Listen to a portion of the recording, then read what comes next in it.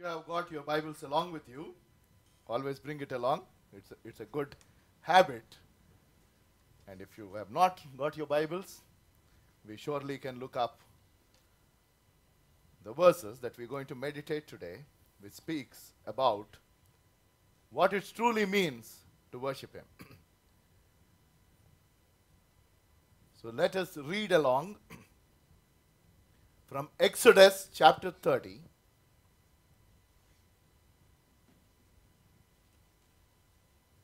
Verses 37 and 38, while we will meditate from verse 34 to 38. Exodus chapter 30 and verses 37 and 38. I request you to read along with me. Exodus chapter 30, verse 37 and 38. But as for the incense which you shall make, you shall not make any for yourselves according to his composition. It shall be to you holy for the Lord. Whoever makes any like it, to smell it, he shall be cut off from his people. Amen? Please be seated. The reason why I told to stand up and read the word is to honor and respect his living word. And that is a good thing to do, because that is our guiding force. If we look at the Old Testament, and if we try and get into a lot of depth, there is so much there that are symbolic in the New Testament. I request, if the children are making noise, to kindly take them to the back room, please. If you don't mind. That room is for mothers and children. And those who want to take part in the Sunday school, you can just send them down. There is a Sunday school for the children as well. It's a small group. Today in this evening service, we have people from Hyderabad, Vijayawada, Bangalore, Jabalpur, Riyadh, Jeddah, Hong Kong, Seattle, Liverpool, Abu Dhabi. Let us clap and welcome them. They are joining with us live as it is being telecast through the internet. And we have lot of people that way in all the three services who join us, and we praise God for this great opportunity. This portion that we're going to meditate today is in the middle of the section that is devoted to the tabernacle. Tabernacle was very, very important for the Israelites, because it was more like a portable tent, and wherever they went, they carried it along, because the presence of God was with it. And they used to call it, and we will look at those verses as well, which says it was a tent of meeting. Exodus 33:7 says, Moses took his tent and pitched it outside the camp. I will read it from the New International Version, which is out there for us on the screen. Exodus chapter 33, verse 7, not 1. Now Moses used it to take a tent and pitch it outside the camp some distance away, calling it the tent of meeting. The tent of meeting. Anyone inquiring of the Lord would go to the tent of meeting outside the camp. And that is what is a place wherever you come together in the name of the Lord Jesus Christ. This is a place where we meet God face to face. Are you with me? That is what it is. There is nothing else. There is no other reason to come to His presence but to meet Him face to face. And looking at that portion in Exodus chapter 30 and verse 33 to 38, we'll break it up into three parts quickly and try and understand what is the resemblance for us as the New Testament believers. Because that part clearly helps us understand what Jesus has done and that He is worthy of worship. So the message today is about biblical worship. What it means to worship God. Because back then in the Old Testament, that place was devoted to God. And that place was designed by God. Because he gives so much of instruction. If you see, it is of such clear, specific detail. What kind of wood to use, what should be the shape, and so on and so forth. It is highly detail-oriented, which also says that our God is a God of detail. And our God is a God who likes perfection. Yes, no? We should be proud about it. And the way he created this universe is so perfect, irrespective of whatever global warming and all of that stuff, but he is the one who is holding it. Hallelujah.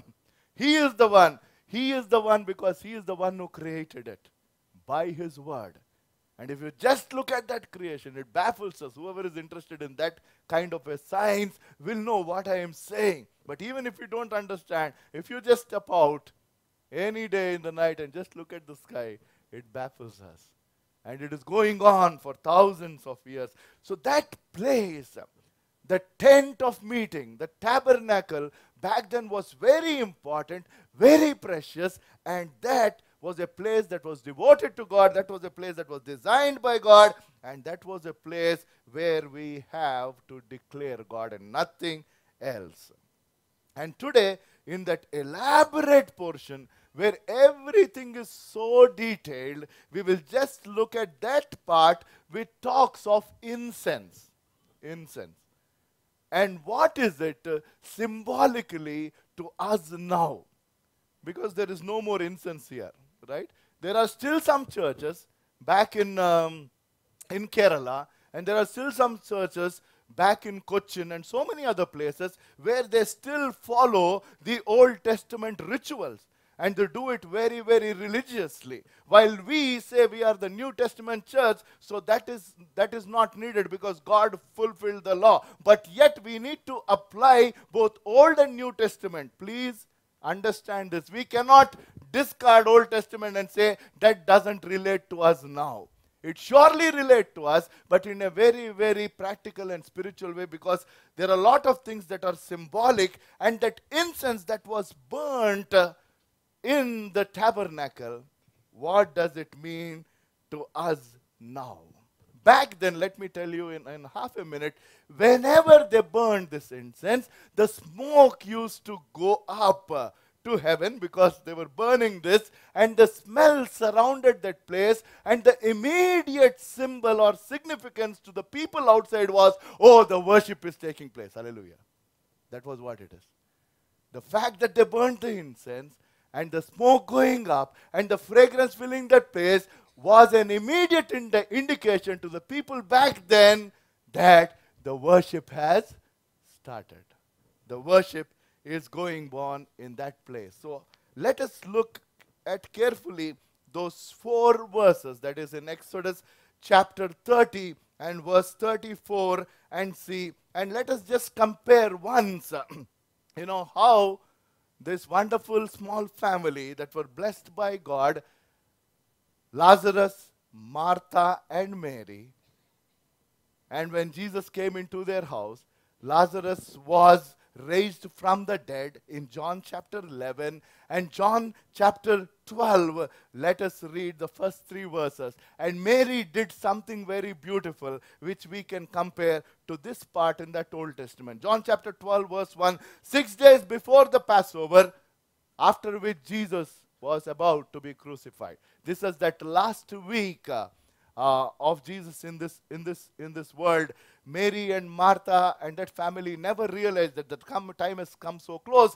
But for what they received, Mary went one step ahead and did something beautiful. Jesus arrived at Bethany, where Lazarus lived, whom Jesus had raised from the dead. Verse 2. Here a dinner was given in Jesus' honor. Martha served while Lazarus was among those reclining at the table with him. And verse 3 is something remarkable. Then Mary took about a pint of pure nard, an expensive perfume. She poured it on Jesus' feet and wiped his feet with hair, and the house filled with the fragrance of the perfume. And the house filled. When Mary worshipped Jesus, she did it out of honor and worship. Yes, no? Right? Because of who he is. She went down and touched his feet and started wiping. And when she did that, that whole house was filled with that fragrance. What is the relationship to the worship that we have in this modern age? Real worship to God leaves that fragrance there. I'm sure people can relate to. If you have come to the house of God and you have truly honored Him through your life, through those songs or prayers or just being a part, and if everybody is in that attitude, I'm telling you, that place that you surely can feel. I feel it every time. And I'm sure some heads are nodding. We agree to what you're saying, Pastor. We also feel real worship leaves its perfume there. And that is what is worshiping Him in spirit. So we will look at this passage that we're going to meditate today. Exodus chapter 30, verses 34 to 38, where it is related to that incense that was burnt. We will look at that material. We will look at the mix, because God has told them very, very clearly, everything in so much of detail, and then we will see the ministry. These are the three things that we will meditate today quickly about the incense that was burnt on that altar in that tabernacle. The first one is the material. All of these teach us about Jesus Christ. That is beautiful. All of this material that is there teaches one aspect of Lord Jesus Christ. And that is beautiful. That is beautiful. The first one which is there is, then the Lord said to Moses, take fragrant spices. And the first one is gum resin in this translation, and in some other translation, the NKJV and KJV says it is state, but let us go by the New International Version, which is easier. Gum resin.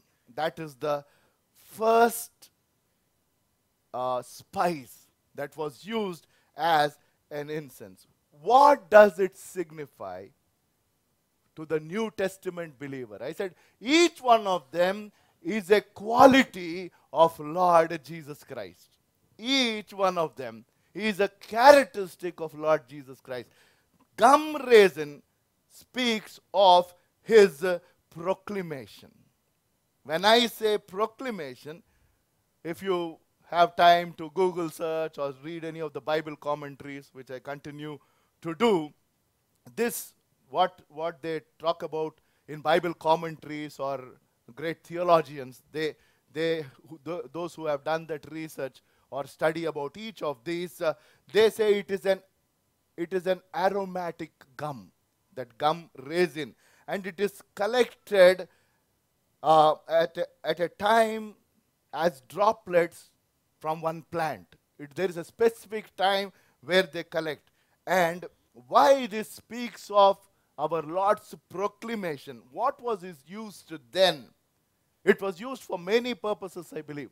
One is for health purpose. The other one is for strength, and also it is burnt in the night to give light. And there are so many other qualities. Lack of time, I'm not getting into those details because it will become more of theory. So these are the few characteristics of gum resin, one part of the four parts that were used as a mix to be an incense during worship time. So that part speaks of one quality of our Lord Jesus Christ, His proclamation that He is our provider and He is the one who gives us health.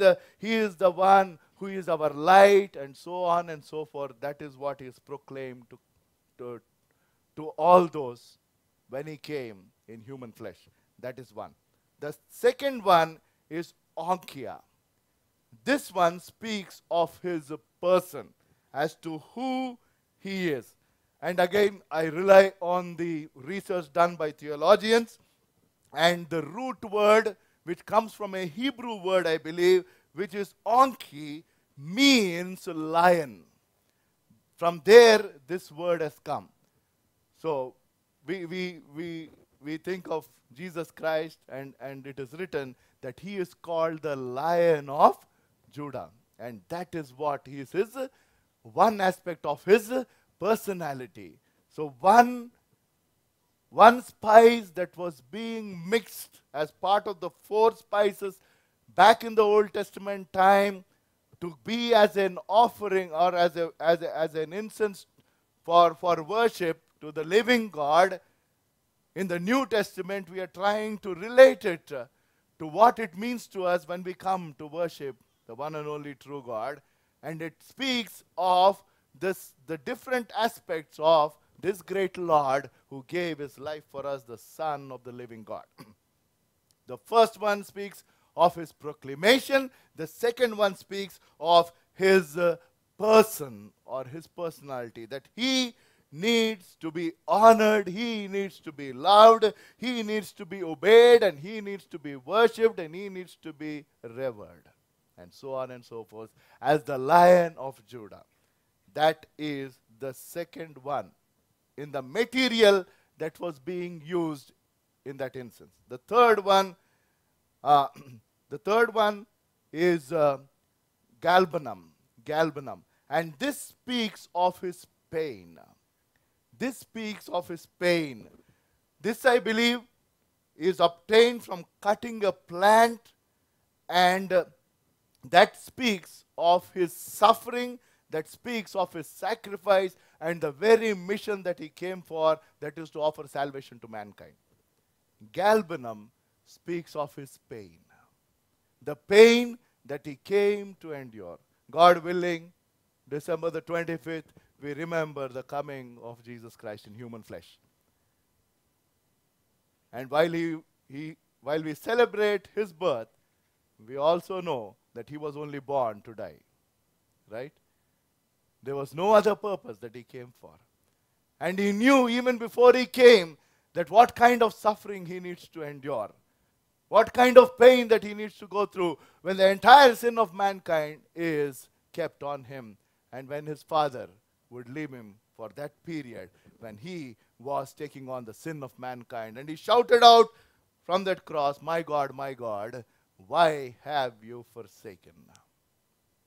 We only remember during Good Friday times that there is so much of deep truth in that. He didn't cry out, "My Father, why have you left me?" Very important. Very important. The first word that he told was, "Father, forgive them." Right? For they know not what they do. And the last word that he told was, "Father, I give up my spirit to you."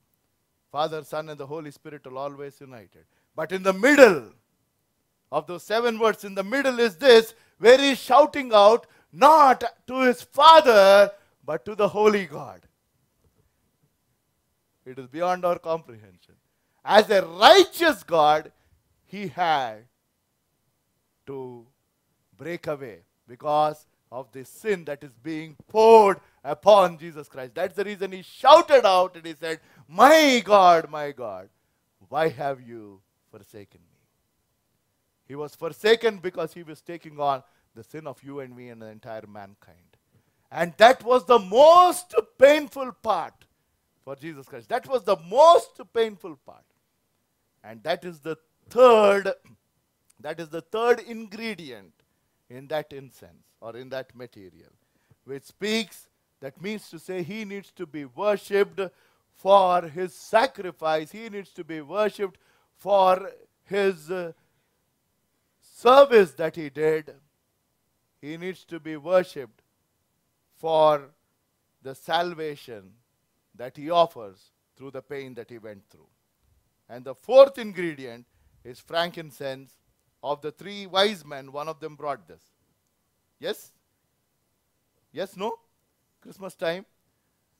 Recollect your Sunday school classes. Right? Gold and myrrh and frankincense. Frankincense speaks of purity. Of purity. That speaks of purity, that is his sinlessness.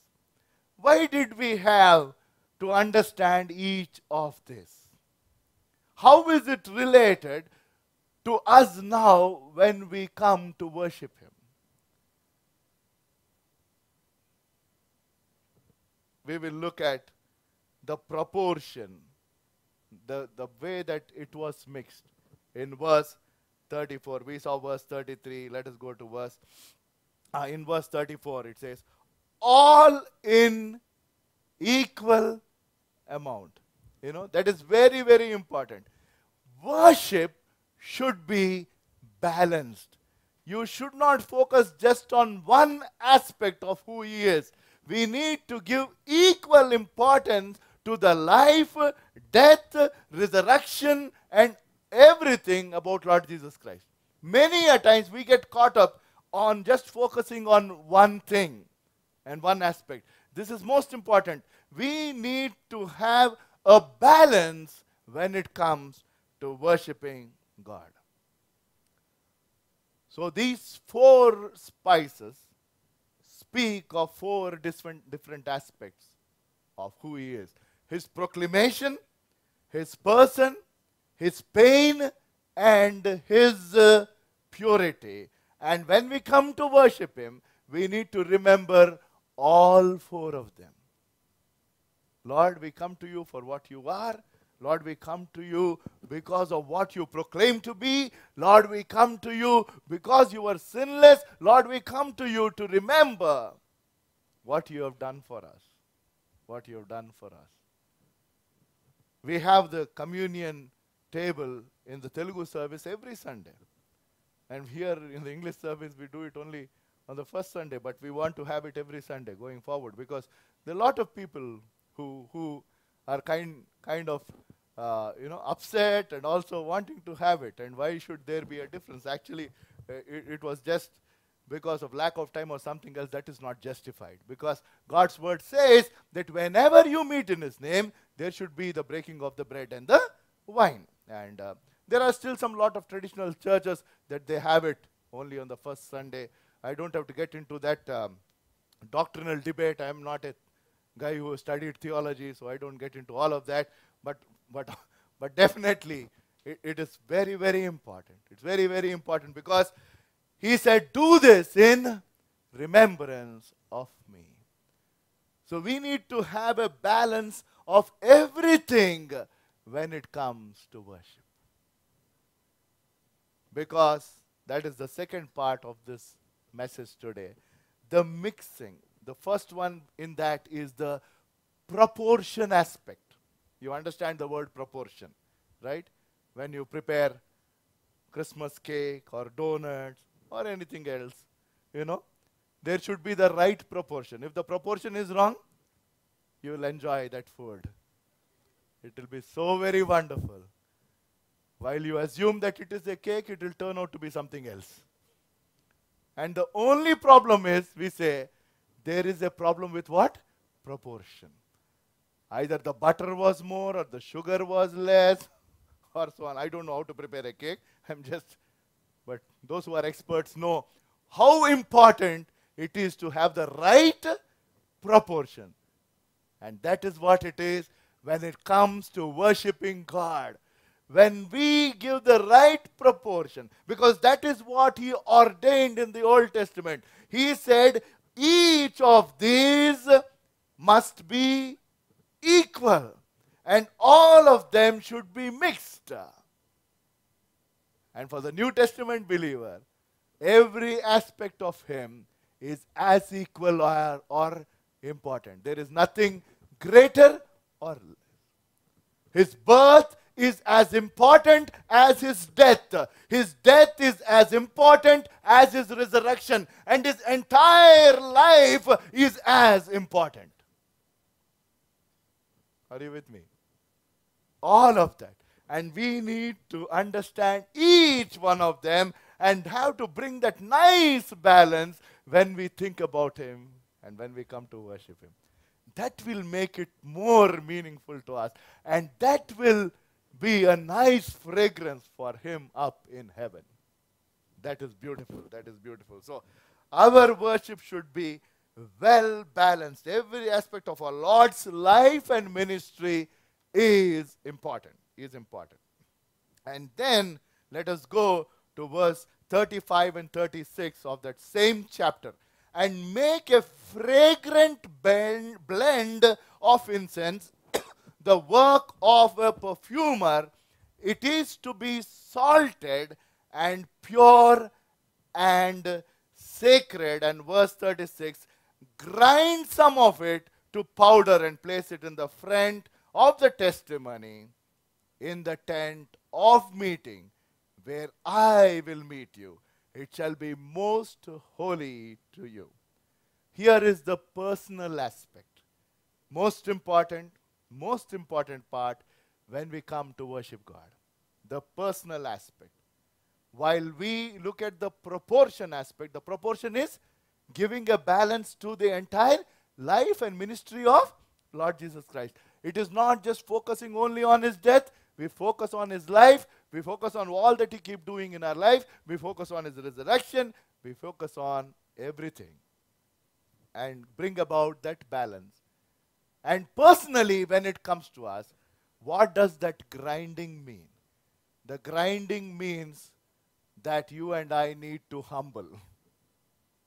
You and I need to humble ourselves. That is what is written in 1 Peter chapter 5 verse 6.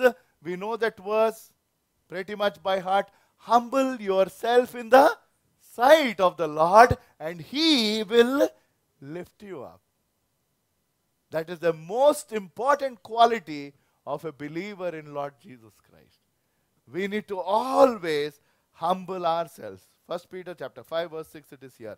Humble yourself therefore under God's mighty hand, that he may lift you up in due time. Lifting is up is his problem. Our problem is to humble ourselves. We are more anxious to be lifted up. God says you are already somewhere. First you come down. I want to put you on something else. That is the problem. Many a times it is difficult. I remember my dad's word. It is easy to climb 2 steps and move up in our careers or anywhere. It is very difficult to step down 1 step. Very difficult. But if that is what is God telling you, you should say, Lord, it is fine. I take 1 step down, but he will take you through the elevator somewhere else. That is very, very important.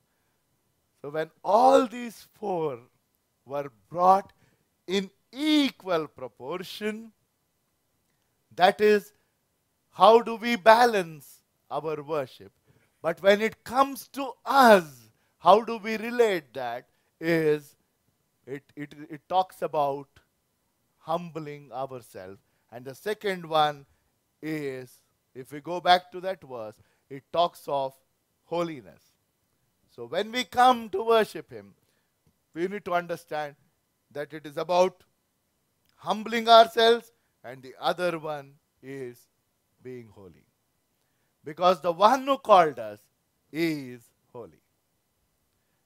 Because I am holy, he says, you also must be holy. And this is placed there continuously. Continuously. So sometimes, if we are not having that true desire to come to his presence, sometimes if we feel that there is something missing when we are reading his word, sometimes when you are finding it difficult to pray, you are struggling, it is not making sense, you are not truly enjoying, then there is some problem. It is a trigger in that literal sense that there is something wrong within you. And you need to introspect and say, Lord, which is that area that you want me to correct? So that I enjoy coming to your presence, so that I enjoy reading your word, so that I enjoy praying to you and living out your word. We need to enjoy it in our day-to-day life, and be it singing and praising and whatever it is.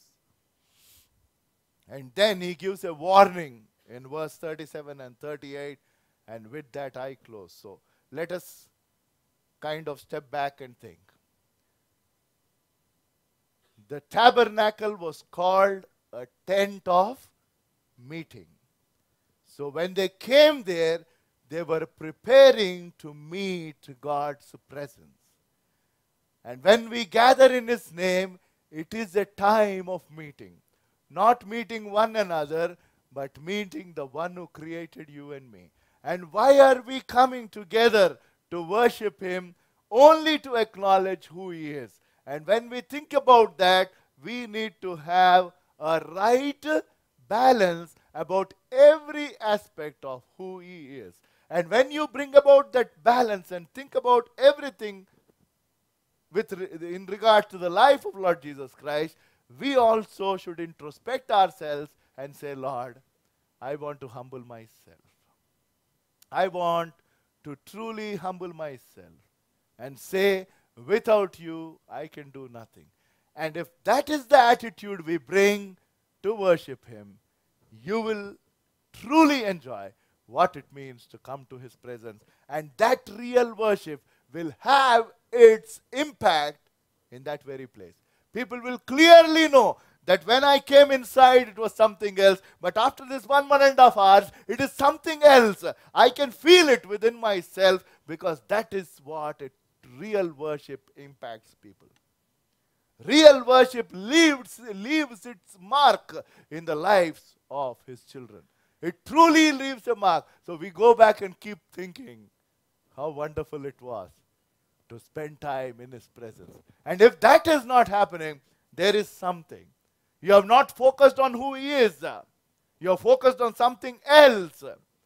And you have not set certain things right in your life, because of which it didn't make as much difference. As much difference.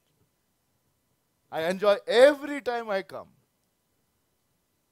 Sunday it is 3 times. And it is wonderful. It is wonderful. Each time is a wonderful experience. And I can do it as many times. As many times. The moment I step down, the body is weak. But inside, it is so very refreshing and renewing. It is amazing. It is amazing. I keep telling my folks, everybody know it. They say, how will you manage? I said, it is the grace of God. It is wonderful. The most busiest day for me is Sunday. Back to back. Start at 8 in the morning, end at 10 in the night. When I go to work, I work for probably 10, 11 hours. But what joy I get here. Versus what happens when I step into my organization with whatever title that I have. There is no comparison whatsoever. There is no comparison whatsoever.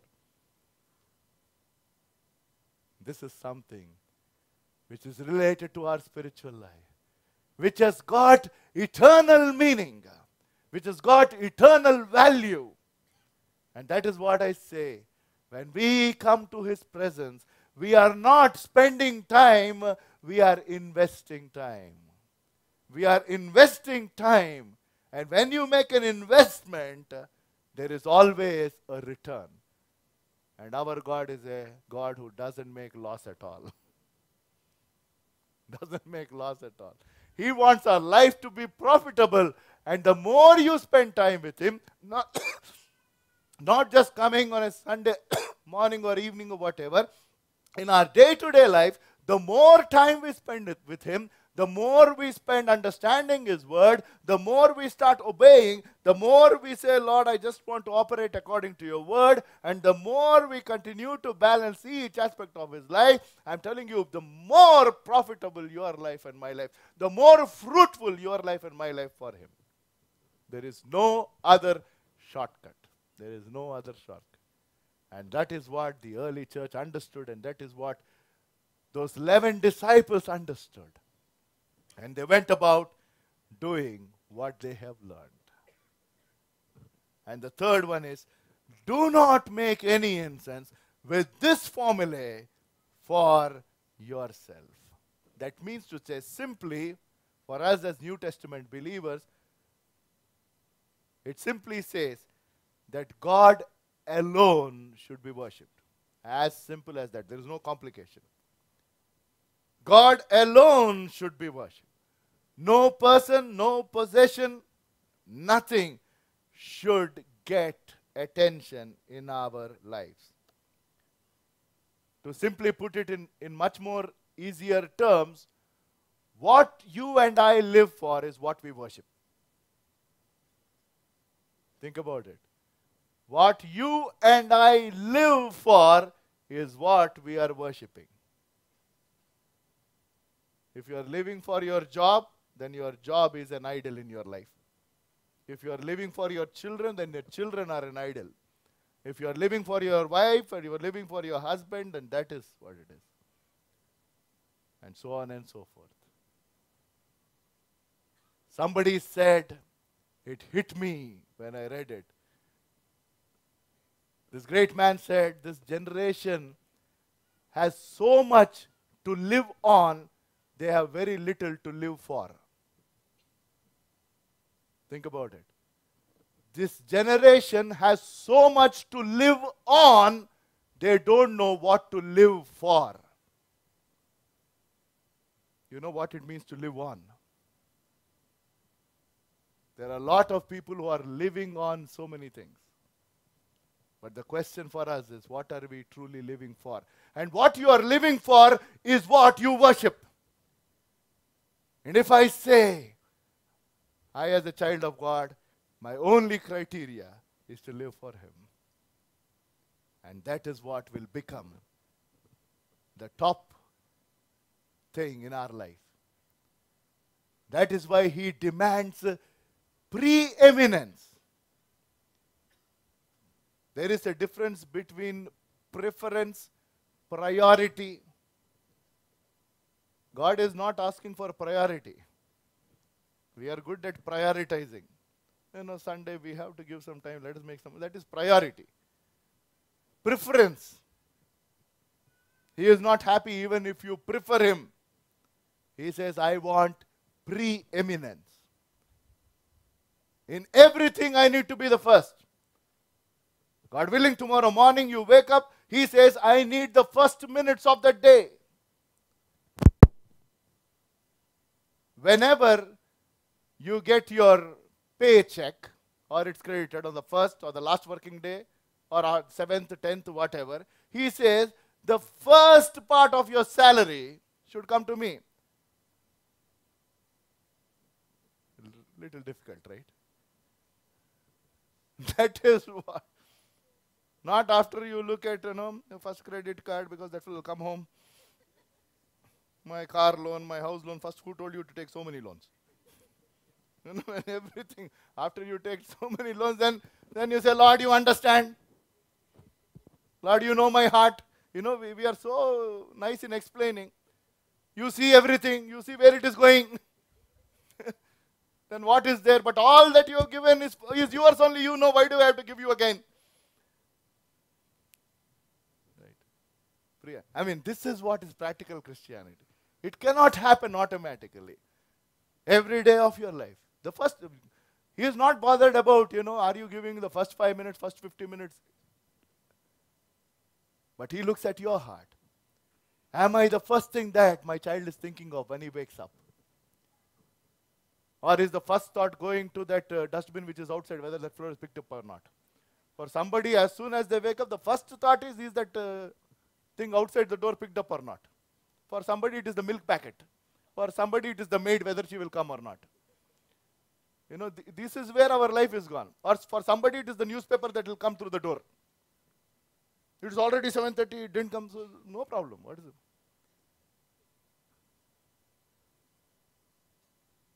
The moment you wake up, are your first thoughts filled? Says, thank you, Father God, because we take it for granted. I say, life is a divine gift and a daily grant. I will always remember till the time I pass away and meet Him face to face.